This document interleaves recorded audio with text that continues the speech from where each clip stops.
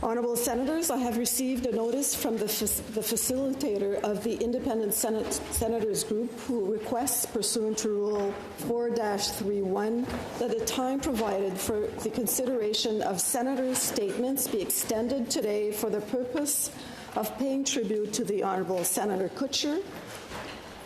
Is it agreed that the time for tributes be extended into regular statements until the conclusion of the anticipated tributes? Is it agreed? It's agreed.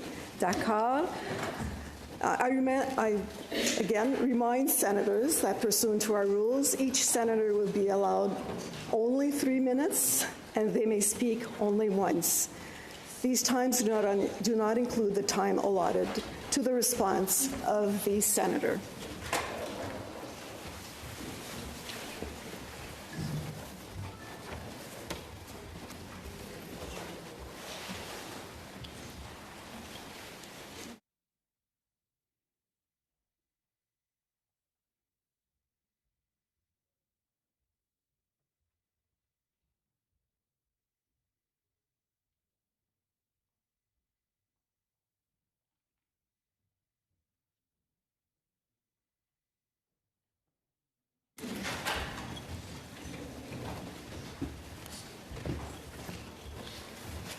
Sénatrice Moncion.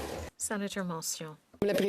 Madam Speaker, honourable colleagues. On behalf of the Independent Senators Group, I have the immense privilege to pay tribute to Senator Stan Kutcher. Today we celebrate not only a remarkable career, but also a man of profound humanity, gifted with the ability to connect with others and forge genuine bonds. A renowned psychiatrist and professor, Senator Kutcher has brought essential rigor to legislative work. He has reminded us that understanding must precede judgment and that rigorous analysis is the prerequisite for informed decision-making. He has consistently emphasized the need to overcome biases, question assumptions, and rely on evidence. An approachable and deeply compassionate colleague, Senator Kutcher combines intellectual rigor with a sense of humor, even when addressing the most complex issues.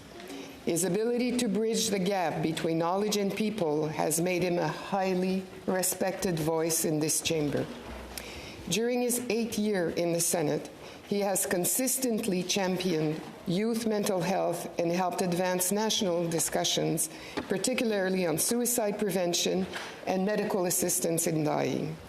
He has played a key role in the fight against misinformation, notably through his involvement with Science Up First. He has also demonstrated his commitment to Ukraine, turning his family roots into concrete action and speaking out forcefully for the freedom and dignity of the Ukrainian people. Senator Kutcher, we will continue to echo your enlightened voice and wise voice in our work.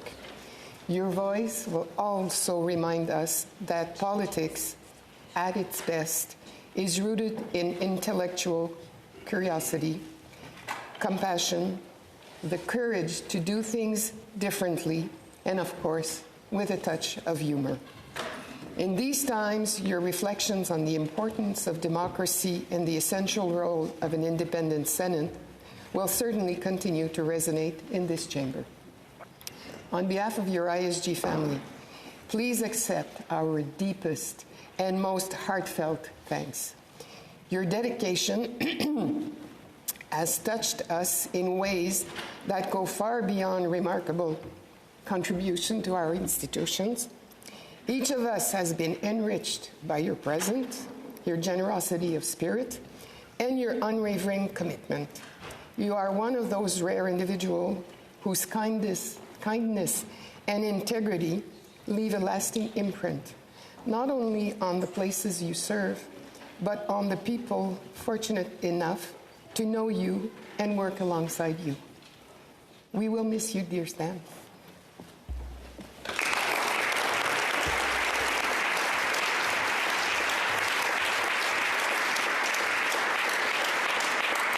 Senator Duncan. Cher Senator, Senatrice. Dear Senator. In Stan Kutcher's office, there's a framed print that reads, "Calm seas never made a skilled sailor." Stan has navigated the sometimes raucous seas of the Senate for some time and has now set the course for home and family. Today, on behalf of the Government Representative's Office, I would like to express our gratitude for the journey he shared with us. Shortly after he and I made our entrance to this chamber with Senators Moody and Anderson, Stan's caring collegiality was immediately evident. He and former MP Yara Sachs produced the Mental Health Handbook just for us, well, in the other place, for parliamentarians, and more importantly, for our staff as well.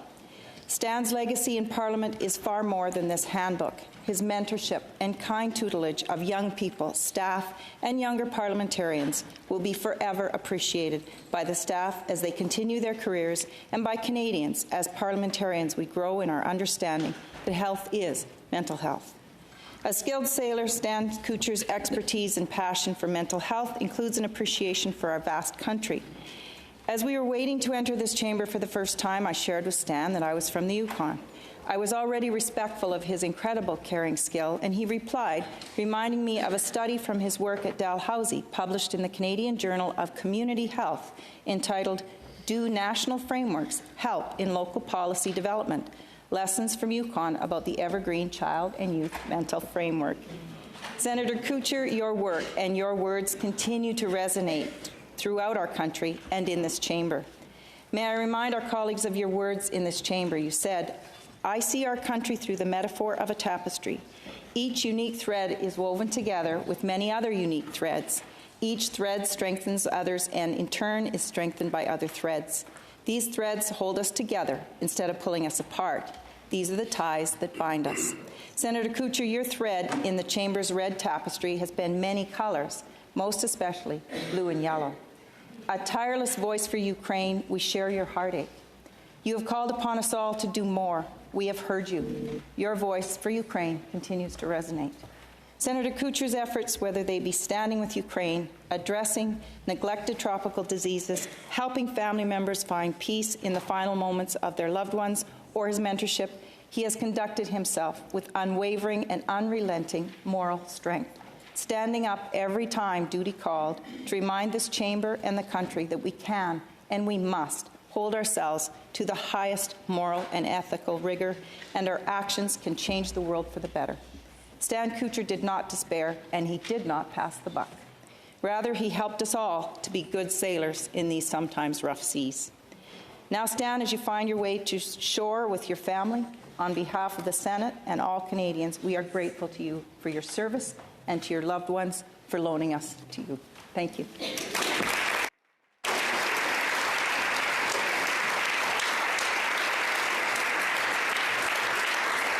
Senator Ataullahjan. Thank you, Speaker. Honourable Senators, I rise today to pay tribute to, on behalf of the Conservative Caucus, to Senator Stanley Kutcher, a physician, a scholar, and above all, a champion for youth mental health.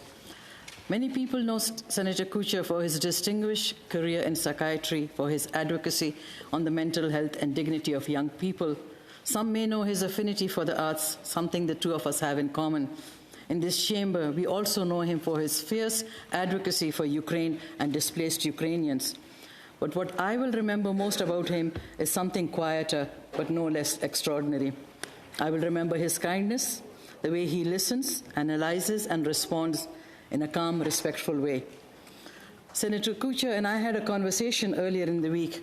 Like so many in this place, I found him someone willing to listen fully before speaking. There was no rush, no attempt to dominate the conversation. Instead, I was met with patience, thoughtfulness, and a genuine desire to help. Somehow, by the end of that conversation, he had put my mind at ease. That is a rare gift. In a place as demanding as this chamber, where people often carry burdens quietly, Senator Kutcher has always been someone others can turn to. He responds to people with steadiness and compassion, often in ways that happen far from public view. That quiet generosity has touched more people than he likely realizes. Colleagues, public service is not only measured by the speeches delivered or policies advanced. Sometimes it is measured in the moments when one person helps another carry the weight of a difficult day. Senator Kutcher has done that for many of us. A few years ago, after a trip to Pakistan, I brought home some traditional hats called a pakol. We give these to people that we want to honor, and I gave one of those to Senator Kutcher. Senator Kutcher, I honored you then as I honor you now, and as you turn another chapter of your life, I want you to know how much you are appreciated for your wisdom, your compassion, and your calm strength. You will be missed. Thank you.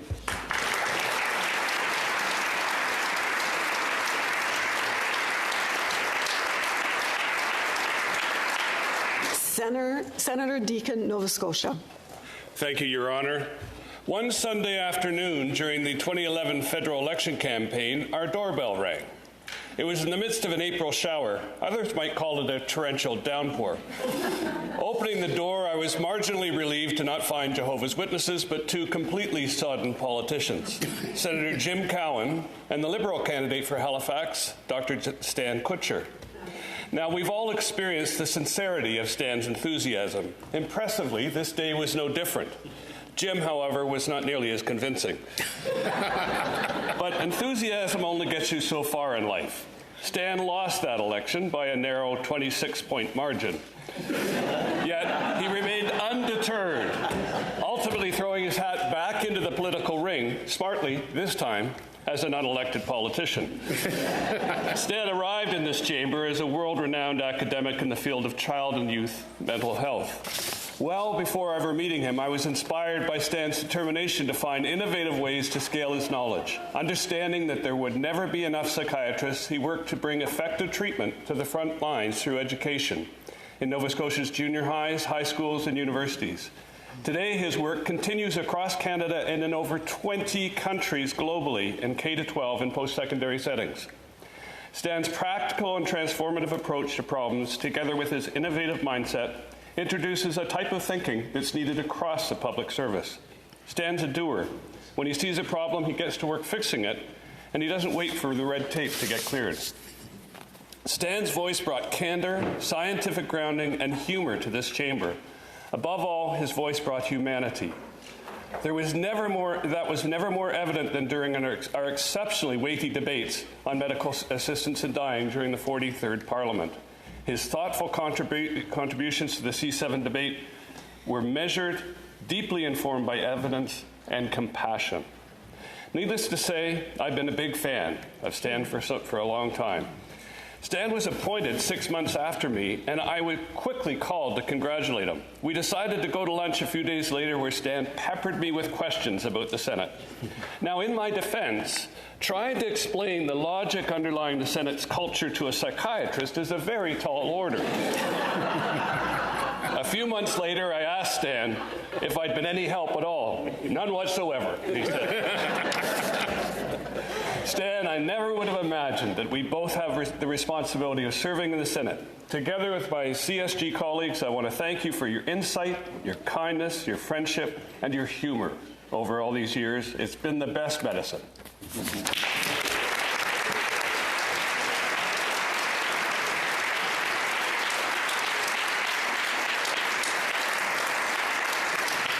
Senator Bernard. Thank you, Your Honor. Honorable Senators, I rise today to pay tribute to our dear colleague, Senator Kutcher, on behalf of the Progressive Senate Group. As you've already heard, Senator Kutcher has been widely recognized for his lifelong commitment to improving mental health care, advancing youth well-being, and strengthening public understanding of mental health. His impact is indeed profound. I want to share a quote from Dwayne Provost, the executive advisor to the Vice President, Nova Scotia Community College. He says, "Stan has a rare ability to make people feel comfortable and valued through his respect, patience, and quiet determination. His work made mental health central to Nova Scotia's comprehensive school health program, strengthening support for students and our leadership." That's from Dwayne Provost. Now here's something from me. According to the Oxford English Dictionary, a wise man is defined as a person possessing great learning, judgment, discernment, or wisdom. A wise man may be a sage, advisor, a person with profound wisdom, often a trusted guide, a thoughtful person. Looking more closely at this definition, I see a photo of Senator Dr. Stan Kutcher. You may ask why. Well, let me tell you, the first reason is that he made a very wise decision to marry a social worker. Jane, also known as Jan, to rhyme with Stan, who is here today. Secondly, I believe he made a wise choice to accept the Order of Nova Scotia at the same time that I did. It was very moving, indeed, to accept that great honor alongside him, and my daughter still remembers the conversation they had on that day. The third reason that I will share with you, colleagues, is for the wise decision that Senator Kutcher made to ask me to co-host the Pandemic of Racism Facebook Live series that we held during COVID-19 in 2021.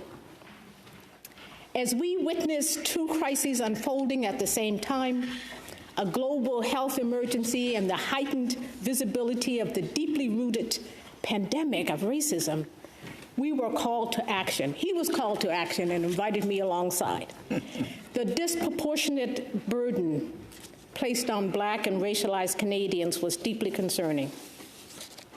I could share many more stories, but Senator Kutcher, I'm grateful to have served in this space with you, and I'm profoundly grateful for your wise counsel on so many issues, including the pandemic of racism. Asante. Thank you.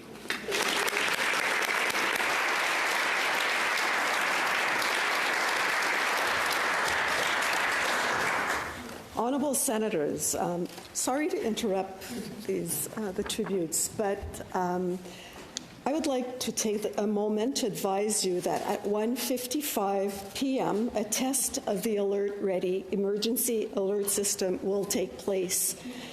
The alarm may disrupt interpretation, so kindly turn off your cell phones or any device that is connected to a cellular network. So you have to turn off your mobile devices and keep them away from microphones. And it's not to put them on mute, you have to shut them off, please. Je vais le répéter en français. Honorable Sénateur. I'll repeat it in French. Honorable Senators, I'd just like to take a moment to advise you that at 1:55 p.m., a test of the Alert Ready emergency alert system will take place. The alarm may disrupt interpretation, so kindly turn off, and I'm saying turn off, not just mute, your mobile devices and keep them away from microphones. Thank you. So we'll test this out. Senator Ravalia. Thank you. Thank you, Madam Speaker. Honourable Senators, I rise today to recognize the remarkable services of our colleague and one of my dear friends, the Honourable Stan Kutcher, as he retires from this chamber. Serving alongside him has been one of the great privileges of my time here. I have seen up close his blend of quiet humility, fierce integrity, and unwavering commitment to doing what is right for Canadians, especially for young people and those struggling in silence. Before arriving here, Stan built a world-class academic and clinical career. But what has always struck me is not the length of his CV, but the way he treats every person in front of him. In caucus rooms, committee hearings, and casual conversations in the corridor, he listens first, asks the hard questions gently, and never lets any of us forget that behind every policy file is a human story. I have watched him offer support to colleagues and staff who were going through difficult times without fanfare, simply because that is who he is. In this chamber, his interventions have been models of what we should all aspire to: evidence-based, respectful, and focused on solutions, not headlines. More than once after a long day of hearings, I've gone to him for counsel and have left with clearer thinking and a steadier heart. His friendship has made me a better senator and a better person. Colleague Stan's story is also a Canadian story. The son of post-war Ukrainian refugees, he went on to earn a medical degree at McMaster, train in Canada and abroad, and return home to serve as a physician, a globally respected researcher, teacher, and ultimately parliamentarian. He has shown unwavering support for Ukraine, speaking consistently for its sovereignty, democracy, and the rights of those displaced and traumatized by Russia's aggression. He has worked closely with the Ukrainian Canadian communities and advocates, bringing their voices into this chamber and pressing Canada to match its words with concrete assistance. Colleagues, as we mark his retirement, I hope that he knows that he does not simply leave behind a legislative record. He leaves behind a community of friends and protégés who will carry his values forward. To Jan and the family, to my bestie Maisie, and to all those who love and respect him, I offer my deepest thanks. I will miss the thought-provoking conversations, the dry humor, the infectious laughter, and the way you could turn a room full of tensions into a room full of purpose. May your next chapter be filled with ongoing improvement in your health, joy, and the same curiosity and kindness you have given to all of us. And Stan, my friend, my brother, know that while you may be leaving this chamber, you will never leave our hearts. Thank you.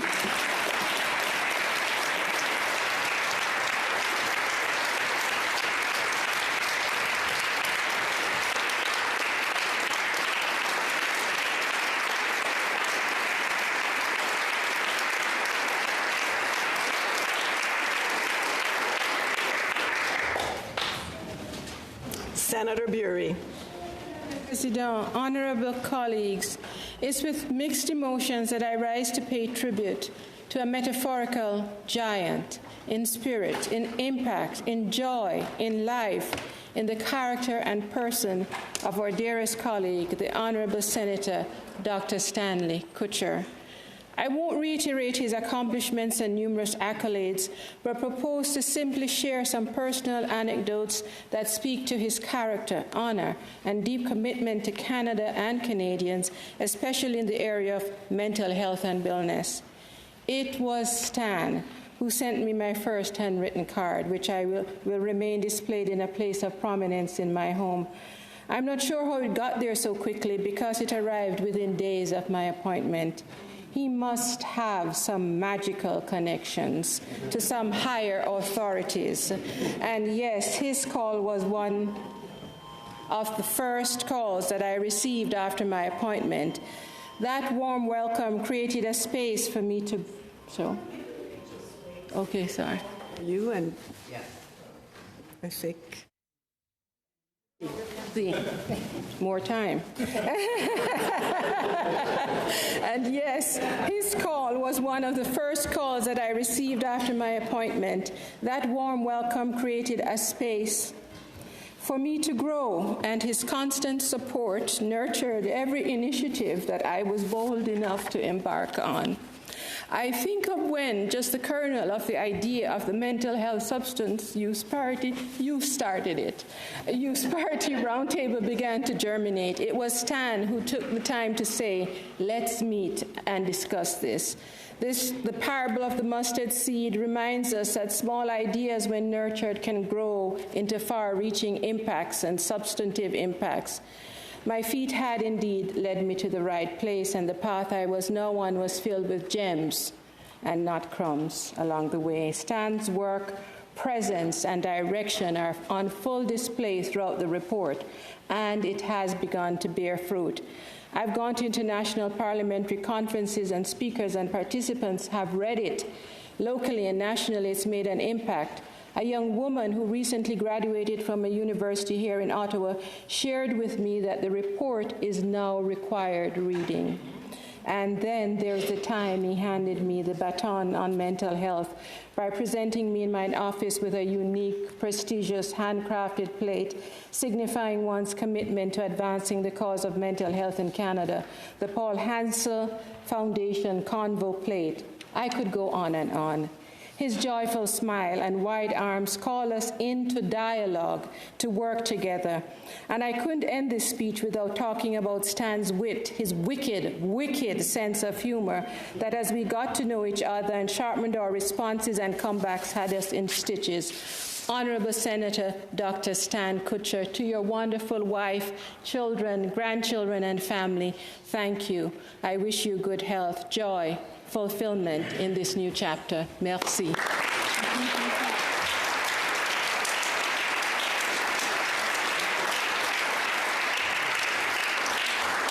Senator Boehm. Honourable Senators, I too am pleased to pay tribute to our departing colleague, the Honourable Stan Kutcher. Much has been said about Senator Kutcher's personal qualities, his time as a senator, his previous illustrious career, his intellect, his sharp wit, his legacy, and most important, his lustrous hair. While I dispute none of it, I will give you what can only be described as the insider's perspective, that of his seatmate of 2,703 days. Like all of us, I'm often asked how I'm enjoying the Senate. I have my stock response. It is tough and challenging, but fortunately, my seatmate is a psychiatrist. During these past 7 years, Stan has provided me with advice, consolation, and humor. It is a good thing I wasn't lying down. Could you imagine the rate he would have charged me? I have tried to reciprocate, though I don't have a prescription pad. Oh. Our quips and banter have been compared to that of the Muppets characters Statler and Waldorf, the two critics of a certain age sitting in the balcony. We have all been touched by Stan's relentless commitment to important issues, such as mis- and disinformation in public health, especially on vaccine use during the pandemic, medical assistance in dying, and the war in Ukraine. His dedication to Ukraine, the country from which his parents came to Canada as World War II refugees, cannot be overstated. In particular, Stan distinguished himself by being Canada's only senator to visit Ukraine. It is fitting that his last regular senator statement this week was again dedicated to the current and historic struggles and resilience of his people. Positive, informal, and gregarious, Stan was always, usually anyway, friendly to everyone and generous with his time. He was also generous with gifts, especially socks. I have several pairs, including one with the lobsters of his beloved Nova Scotia, and the latest pair which came with the advisory that the socks are, quote, purposely mismatched, end quote. I'm wearing them today and keep thinking that only a psychiatrist could give a gift like that. They are a metaphor for the two of us as a pair. Stan has been selflessly helpful to many in this chamber, including myself. In Don Quixote, the great Spanish writer Cervantes wrote, quote, "Great persons are able to do great kindnesses," end quote. Stan Kutcher is that type of great person. He is a confidant and a good and kind friend and a great Canadian. His work in the Senate has enriched us all, and he leaves a legacy of a legislator with purpose and drive. Go happily into your retirement, my good friend, and enjoy quality time with Jan, your children, and your grandchildren. Thank you, Stan. You are unforgettable.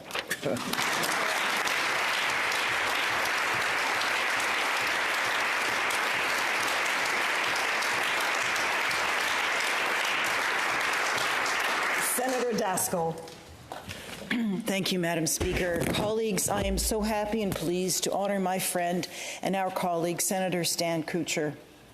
I first met Stan soon after his appointment in late 2018, as we both sat right over there where Senators Klein and Henkel are sitting right now. Senator Boehm was his seatmate then, as now. We became friends early in our Senate journey as we tried to make sense of this place. To his deliberations in this chamber and in committees, Stan brought professional expertise and experience in Canada and worldwide. His wide experience with people in their day-to-day lives, a sense of humor, and his deep empathy. He spent a lifetime putting these qualities together to improve lives. To get the measure of Stan, look at his advocacy on MAID, his forceful arguments that those suffering from mental illness are fully competent to make decisions on their own behalf. They deserve equal treatment and their full constitutional rights. Disinformation and misinformation is another theme in his work, as he strived to expose it in the health sciences.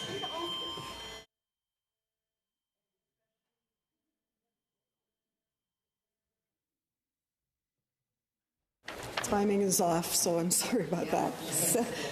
Senator Dasko, please. Disinformation and misinformation is another theme in his work, as he strived to expose it in the health sciences, such as vaccine disinformation, and elsewhere, especially as we became aware of Russia's efforts to subvert democracy in this country and elsewhere through destructive campaigns. Our friendship took another turn after Russia's invasion of Ukraine in February of 2022.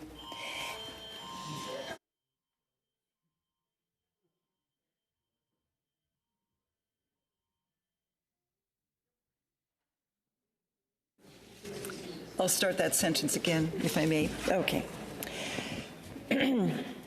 Our friendship took another turn after Russia's invasion of Ukraine in February of 2022, and our shared Canadian heritage formed the basis of a deeper bond. Stan characteristically got to work on initiatives to support Ukraine, working with the Ukrainian Canadian community, advocating for those displaced by war, and for strategic defense initiatives. We proudly co-hosted moving and memorable commemoration events together. Recently, he traveled to Ukraine at his own expense to learn and to share his professional expertise with those suffering the trauma of war. He was awarded the Order of Merit of Ukraine, which is a recognition of great honor. His Bill S-210, an act respecting Ukrainian Heritage Month, was another way to strengthen the Ukrainian community and Canadian resolve. Our heritage is a celebration of who we are and what we aspire to be, and the glue that binds us to each other, he said in his speech last June. But most importantly, he also added, and I quote, "I also take this time to acknowledge that I respect and want to learn more about your heritage, for it is in that mutual journey of discovery we can hope to better understand each other, and by doing so, define and reach for a better common tomorrow." Thank you, Stan. I will miss you very much. Godspeed to you on your next journey, and yes, together we will all reach for that better common tomorrow. Merci.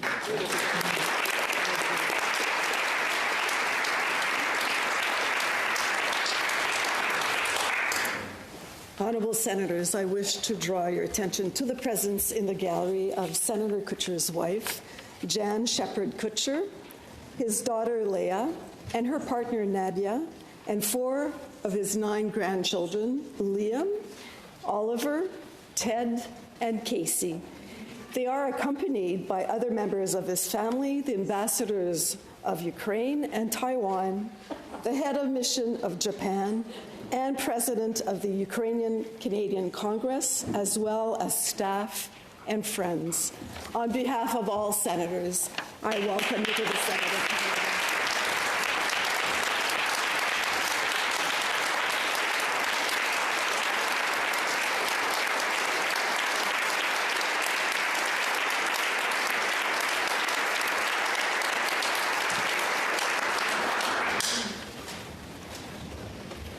Senator Kutcher.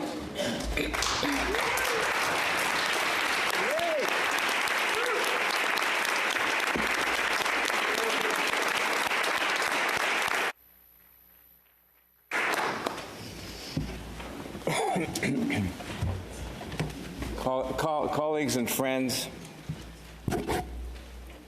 thank you for the kind words and the generosity of your remarks.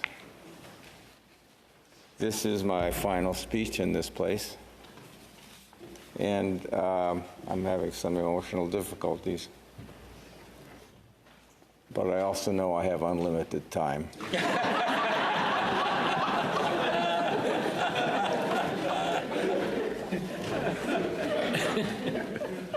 So,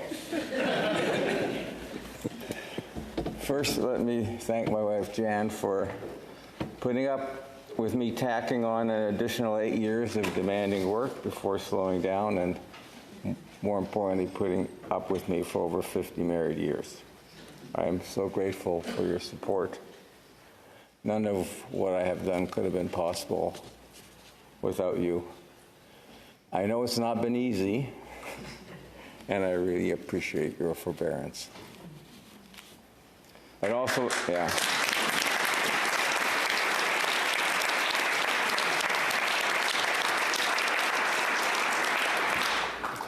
I would also like to thank my children, Dan, Matt, and Leah, those that are here and those who could not be here, for their putting up with my parenting.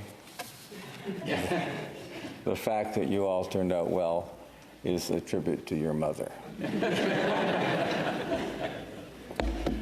And I want to thank my children's partners. You know what? The most important decision your children ever make in their life, you have absolutely no control over. Well, April, Martha, and Nadia, you are all wonderful people and have brought so much to our family. Grandkids, and there are 9, Liam, Ayrton, Avery, Oliver, Ted, Amelia, Ruby, Baz, and Casey. You are all so awesome, and I'm looking forward to hanging out more with you and getting to know each of you better. I also want to acknowledge so many of my sister-in-laws and brother-in-laws who came here today. Friends, these people are part of a large, extended family that is full of glue. We stick together. Colleagues, when I told my family that I was going to Ottawa to be a senator, Liam, who was age 7 at the time, said, "Ottawa Senators? How come you can hardly skate?"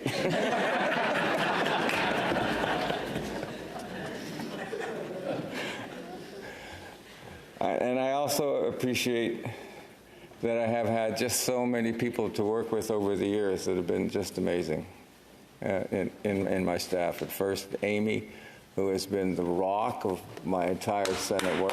Just amazing.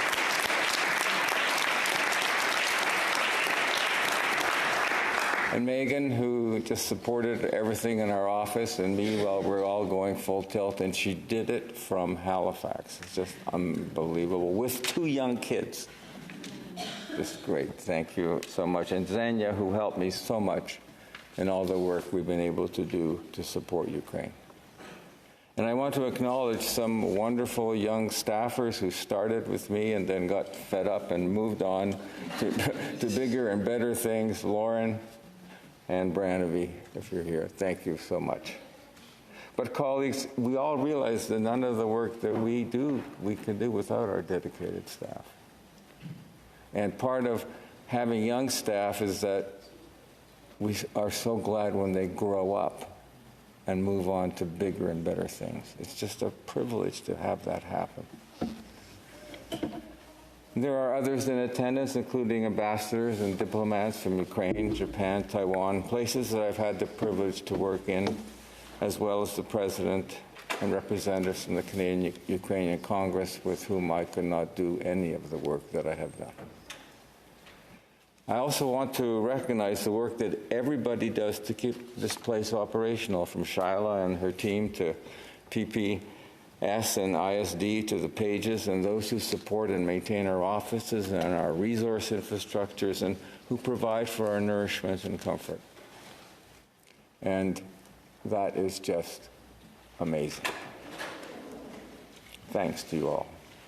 And I'd like just to make a short shout out to all the colleagues here that I've had the privilege of working with. Sometimes the working has not been easy, but it's always been stimulating.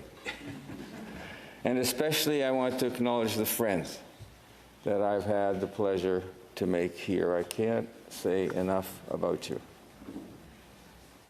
I never thought when I came to this place that I would make friends that are some of the closest and dearest friends I have ever made. And I know that I'm going to miss every single one of you. I want to thank you very much for your friendship, for all those glasses of wine we drank, the oysters we ate. But listen, it's you can't get through this place without friends. And all of us have made friends here. And I just want to acknowledge that I've never been in a workplace, and this is a workplace, where you can make such dear friends. And I'm going to miss each and every one of you, and we're going to try our best to keep in touch all the way. Now, some of you know that for the last few years I've been fighting tenacious respiratory and visual problems, and last year was my medical summer of hell. And I'm left with sequelae that make it impossible for me to fulfill my obligations to this place. I've done my best. I've tried. Some of you know, some of you helped me try for a long time, but I just can't do it. And this place deserves people like you, people who give 100% every single day. And that's what we're called to do. And I can't do it right now. So I'm going to have to let someone else who can do it, like you guys are doing it, take my place. I was slow coming to that realization, but now as I think about it, I have had a chance to reflect on how this chamber is evolving, and I'd like just to share some of those thoughts with you. Our Senate is now a democratic institution that's becoming more independent of party politics than it used to be. It will continue to show deference to the House without being an extension of the House. And this is being done without a roadmap. We're doing it from within. But before I share my thoughts on that process, I just want to say that it's amazing that a person like me could ever end up here. I was a gawky kid with attention deficit disorder and a learning disability. I had parents who were refugee parents, and all they cared about was how I did at school. And my love of country came from them. My love of country came from them. That's a memory. We have to remember that for people who are now on our shores, like the displaced Ukrainian population that's here. They love this country. Those of you who come from families like mine know how strong that love of country is. Because this country has given us, our families, things that no other country could give us. So somehow I made it through school into post-secondary education, and then I think by divine intervention got into medical school. And then I showed up here. At least they proved my grade 4 teacher wrong. She wrote in my report card, and I paraphrase here, Stanley will not amount to much.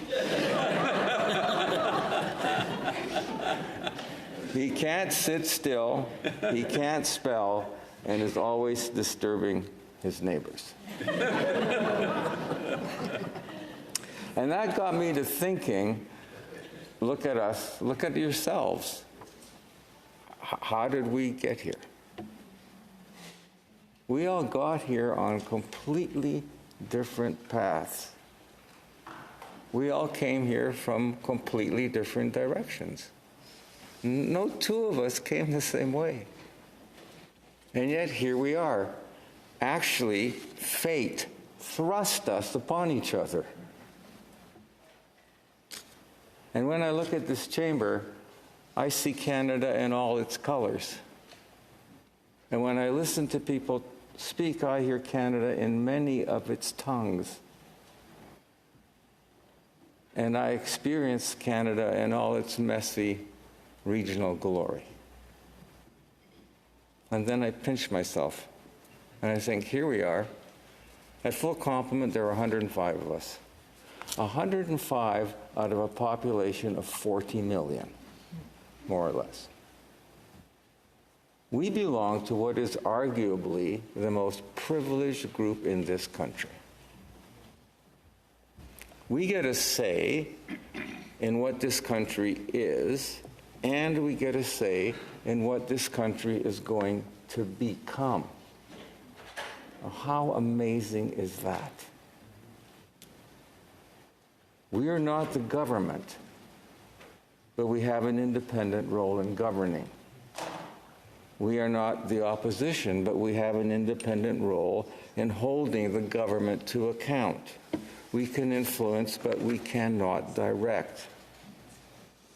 We're becoming an independent institution that is a necessary part of the operation of our democracy, while at the same time is a bulwark in the maintenance and protection of our democracy. We were designed to protect Canada from the tyranny of the majority, and while at the same time providing a means of protecting the rights of all minorities. In our current context, current historical context, I see this, that our role is to promote and protect the Charter of Rights and Freedoms for all Canadians. We are the Senate, but the Senate is more than us. It is the institution that makes us senators. We are here to serve the Senate, not to have the Senate serve us. We are here to serve all Canadians, not the interests of advocates, not the interests of political parties, religious groups or businesses, or any other groups or organizations. We're independent of political parties, and that is good, because sometimes people can confuse what is best for their party with what is best for the country. That necessary independence makes our work so difficult. How do we find our way? I thought about that for a long time, but I could not come up with a satisfactory answer to that question. And so instead, I'm suggesting we think about the 3 C's that can provide us guide points. These are compassion, curiosity, and critical analysis. First, compassion. Let me quote Nelson Mandela here, and I quote, "Our human compassion binds us the one to the other, not in pity or patronizingly, but as human beings who have learned how to turn our common suffering into hope for the future," end quote. If we do our work with compassion, we will listen very closely to those most impacted by the legislation and policy made by the government of the day. We will try to understand what the people that are most impacted are telling us.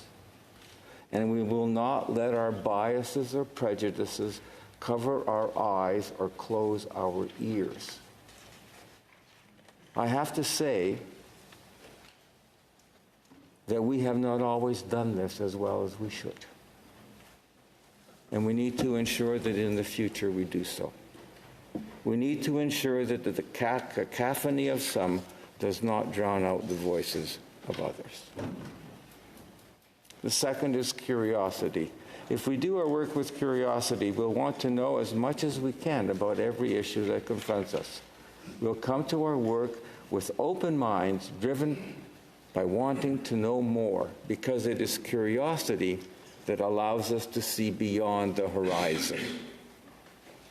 And third is critical analysis, which is a gift that began historically in the Enlightenment. It uses skepticism of authority, understands fallibility, encourages open debate, and demands empirical testing. It holds our beliefs accountable to objective standard. If we do our work with critical analysis, we can confidently say our work will be more likely to result in benefits than in harms. Using critical analysis will not help us find the truth, but it will help us, it will protect us from never-ending error. After that, all that is what sober second thought is about. We must not be driven by opinion. Opinions are called opinions because they're ideas that can be held in the absence of evidence. Everyone has a right to an opinion, but that doesn't mean that their opinion is right. We need to avoid decision-making based primarily on opinions and scrutinize everything we do to the best critical analysis. And those are the 3 C's. And then there's one other thing. The work we do here is underpinned by the realization that we are all in this together. It is the diversity of our experiences, our differences and our similarities, each of our unique journeys that have brought us to this place. And it is this coming together, this crucible of who we have been and who we are, that makes this the place that it is. I see this chamber as a sacred place. It is a place where we, selected, not elected, gather together to serve the people of Canada. It is a place like no other. Now, I've had the opportunity to be in some sacred places. Poon Hill as the sun rose over the Himalayan mountains, the Waipio Valley in Hawaii, Temple of Heaven in China, the Hill of Tara in Ireland, Angkor Wat in Cambodia, and more. And while they were all different, they shared a common characteristic. They were designated by generations preceding as places where order could be created from chaos using the wisdom of tradition. And this chamber is also such a place.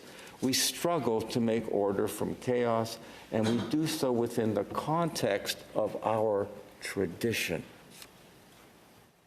But we must remember that tradition, as some have noted, is not the worship of ashes, but the keeping of the flame. And the flame that we keep is the purpose of this place, and that is the protection of our democracy.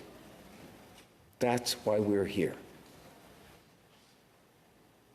We need to ensure that our democracy continues strongly, that the perils that confound it can be overcome, and that this experiment of governance that depends on the shared agreement that we will choose this instead of autocracy, kleptocracy, or theocracy. And that is the tradition that this place serves. The Senate is becoming an independent democratic institution that both operates and protects our democracy. It does so in deference to the elected House, but it does not function as either an extension of the House nor a pale imitation of it. Friends, I am troubled by the state of the world that we live in, and in my most private moments, which usually occur around 3 o'clock in the morning, I grieve that my grandchildren and your grandchildren are inheriting from us a world full of wicked problems. Some of those are problems that we have not been able to solve. Some of those problems we have created for them. I know that it was a globally disruptive technology, the printing press, that allowed for democracy as we know it to become the preferred system of governance that it is now. The printing press provided for the diffusion of knowledge from the control of the few to the participation of the many, and thus helped lead to the creation of norms and structures in which those that were governed were responsible to those who were governed by them. A system that, while not perfect, substituted the will of the people over the control of the ruler. A system in which transparency and accountability became actions and not just words. Unfortunately, the next most disruptive technological force in the history of humankind, generative AI, has the potential to reverse that effect by homogenization of knowledge controlled by the few,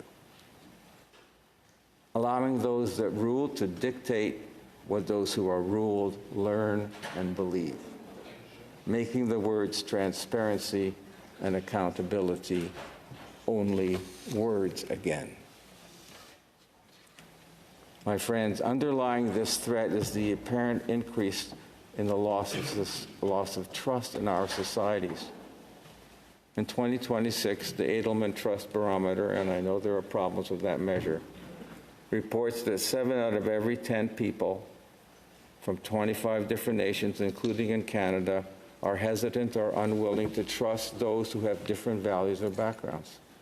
Statistics Canada notes that fewer than 50% of Canadians have high trust in the federal government, and that trust in government integrity is very low, about 25%. Distrust in our democratic institutions may become the default instinct.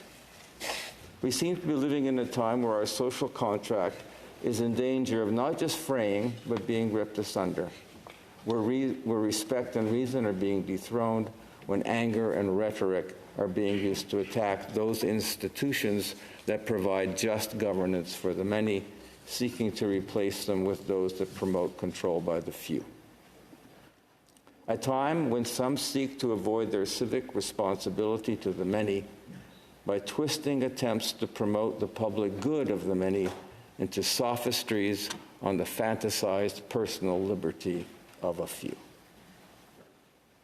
This is a time for those of us who hold firm to the social contract that we call democracy, where the good of the many takes priority over control of the few, to stand up and be trusted. Democratic institutions need to change to build that trust. They must. And this includes this chamber. It must evolve while concurrently preserving its tradition. As this chamber evolves, and you are going to be doing the evolving, I would ask each and every one of you to take on the task of ensuring that the structures that you are creating here is one that Canadians can trust. It's not going to be an easy task. There is no roadmap. There will be many bumps along the way. But if you let yourselves be guided by compassion, curiosity, and critical analysis, I'm certain that you will get to where this sacred place needs to be. I have faith in each and every one of you. I'm only sorry that I cannot continue my journey with you. I want to thank you for the privilege of letting me walk with you as far as I was able to. Goodbye and God bless.